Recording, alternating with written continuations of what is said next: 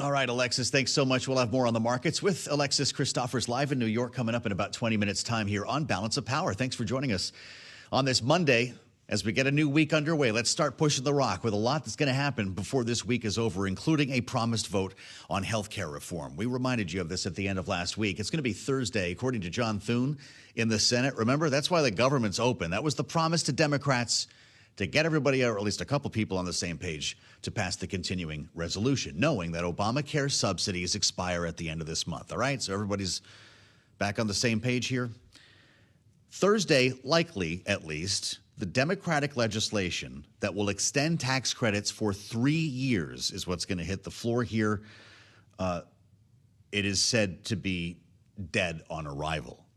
So the question becomes, well, what are Republicans? Will there be a Republican plan? And we don't really know how this is going to go this week. Speaker Johnson did say last week there'd be a Republican House plan offered at some point before this week is out. We talked about all of this with Lisa McClain, Republican from Michigan, who chairs the Republican conference in the House, right here on Balance of Power. Here's what she said. The Democrats want just to subsidize the ACA credits. And the problem with that is if we do that, no one's premium comes down. All it does is line the pockets of big insurance companies. And what I might remind everybody is this is Obamacare. The healthcare crisis was started by the Democrats. So I am excited to hear that both sides agree that the Affordable Care Act is anything but affordable and that it needs revamping. And that's what we're doing. Okay, but how remains the question. Enter Senators Bernie Moreno and Susan Collins. Yeah, Republicans. We're back on the Senate side here. They've got a new one-pager out showing their proposal to extend Obamacare subsidies for 2 years, and then you add the income caps and other reforms to get this through, would cap eligibility and eliminate zero premium plans by requiring a $25 minimum monthly payment. Income up to 400% of the poverty level. And you've heard some ideas like this if you listen to this program over the last couple of weeks. Is that the path to freedom? Let's find out with the help of Nathan Dean. Bloomberg Intelligence senior U.S. policy analyst is with us. And if you subscribe to the Balance of Power podcast, you've already got Nathan's Monday Dive. It's great to see you. Welcome, sir. Is this going to be the next bill to pass the House and Senate? I don't think so. I mean, I think if you look at it from the Democratic perspective, it's Thursday's vote, 3-year extension or not. That's the Democratic plan. That's the Democratic plan. Not going to pass. It's not going to pass. Okay. But if you look at it from the Republican perspective, you have the Moreno bill that's come out. You have Speaker Johnson saying that they're going to have some type of plan come out. You have Senator Marshall just a few minutes ago even saying he's got a plan that's coming out. And so I'm not exactly sure what the Republican strategy here is other than trying to get something out there to see if it sticks. The problem is we've only got so many days until everybody goes home. Isn't it a little late for this? It's a little late for this. So I think the way this plays out is that Thursday you're going to have the vote. It's going to fail. And then we're going to go into next week, similar to like we do in a shutdown fight, where you have this deadline, and that deadline is when everybody's going out to Dulles and Reagan. Right. And you begin to see, are they feeling the pressure that they need to get something done? And this is most likely on the Republican side. And I think if you give most of the House Republicans truth serum, they don't want to do anything. They want to go home because they're not on board with this idea of raising or extending Obamacare subsidies. We've always been saying, and this is led by our colleague Dwayne Wright, his consistent message to the clients is that President Trump needs to be the one that leads this.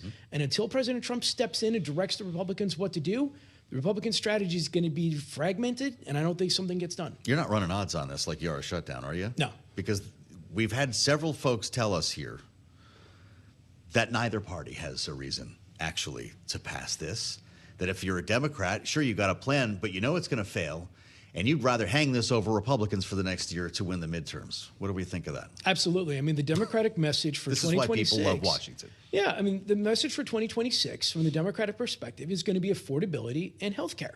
And those two messages, the Democrats can say, look, we've tried, and the affordability, that's a whole different issue. But when it comes to health care, we've tried. And if there are 22 million Americans that get hit with rising premiums and 4 to 6 million Americans lose health care as a result, the Democrats will say, talk to your Republican member because we tried.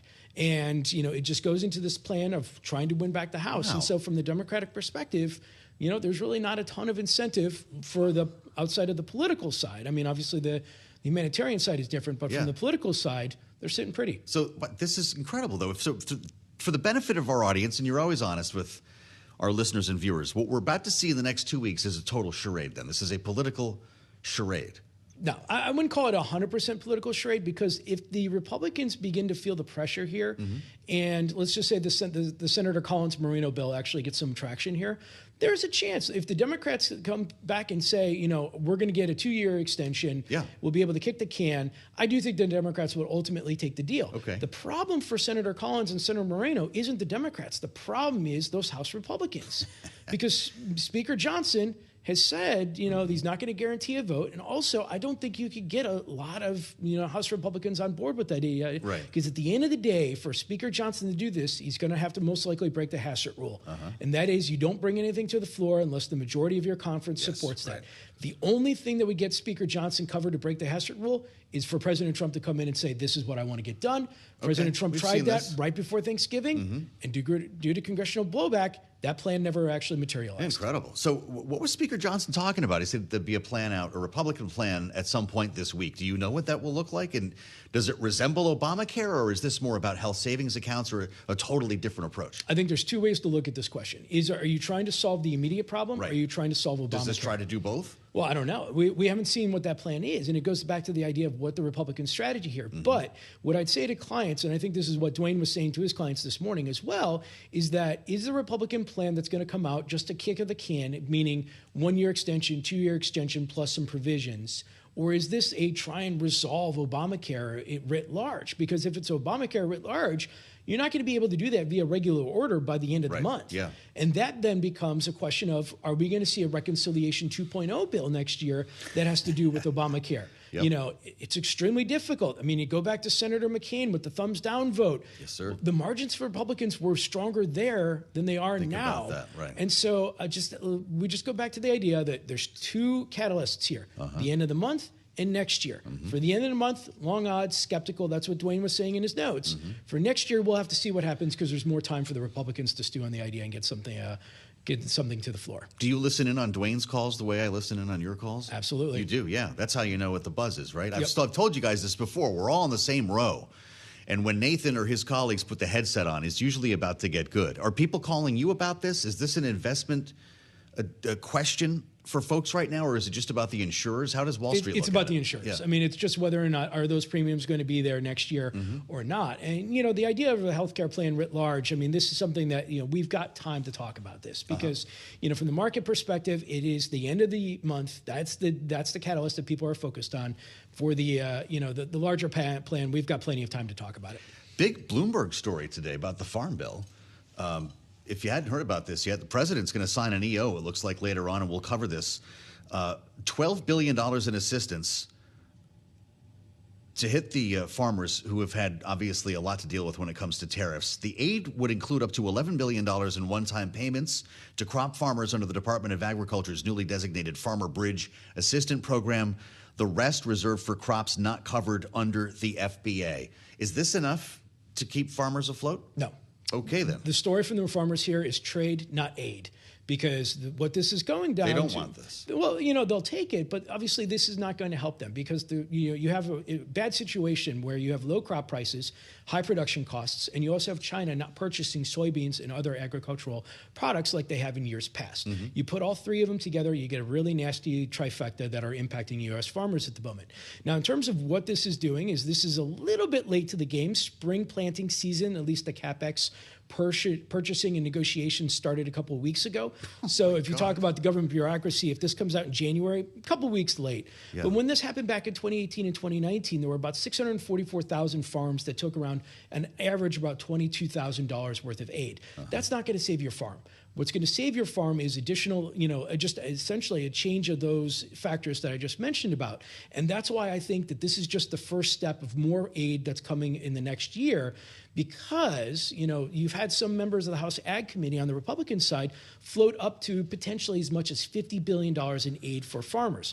But if you go out to the Farm Belt and you talk to our clients out there, they want trade, not aid. Wow. How do you guys come up with this? Trade, not aid. James, do we need to be rhyming more, I feel like, on the program? I mean, just to be part of the culture here in Washington? Do you have guys with terminals driving tractors around? I mean, that's part of... We have terminals all over the world. Well, of course, but what do they do in the farm business with a terminal? Is it about gauging prices?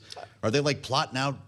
I mean, we have so many folks that have exposure to the commodity markets. Yeah. I mean, wheat in particular, soybeans. And they pick up the phone and call you on this, which is why you know Yep. so much about it. So what are the questions we should be asking then? He's going to sign this thing at 2 o'clock, and Congress then just immediately needs to start working on more for next year. Well, I think the immediate question is how quickly can the USDA and the Farm Services Agency get that aid out? Because, you know, obviously we have a time crunch with the holidays. Sure. And the way it worked back in 2018 is they actually put a link on the website and said, please call us if you need aid. And then we'll actually start the approval process. Should take about 3 to 6 weeks. I mean, obviously the holidays put a little bit of there, but if you're a farmer, you're looking probably around 3 to 6 weeks before you get that aid. And that's being on the quick side. Then the other perspective is how are we going to do it more? Because ultimately, if you're going to go up to a number that's 50 billion, eventually you're going to have to get into congressional authorization. They're doing this under the allocation of already pre-existing funds, and there's only so much you can do. So are we going to do this as part of the light farm bill that the negotiations are taking place next year? Is this part of the shutdown negotiations of January? Still to be determined, but I think the farmers who are accepting this right now are saying, look, we're going to use most of this for our fourth quarter CapEx spending, a little bit of seed, maybe try and get some planting out there. But then in terms of like how we're going to survive going forward, are we going to have low crop prices, high production costs, or are we going to get better trade terms with China? Wow. You know, no amount of aid is going to really change that. This is a big story, proving again that Nathan Dean can talk about anything that I ask him about here when it comes to policy, which is why he is the senior U.S. policy analyst. And with the Patagonia fleece today reminding us that he is America's dad, you need to get some BI swag for all of us now, apparently you as well. We're trying. We're trying. There's no mug, there's no T-shirt. Nathan Dean, trade not aid. Which candidate will steal that in the midterm cycle? This is Bloomberg.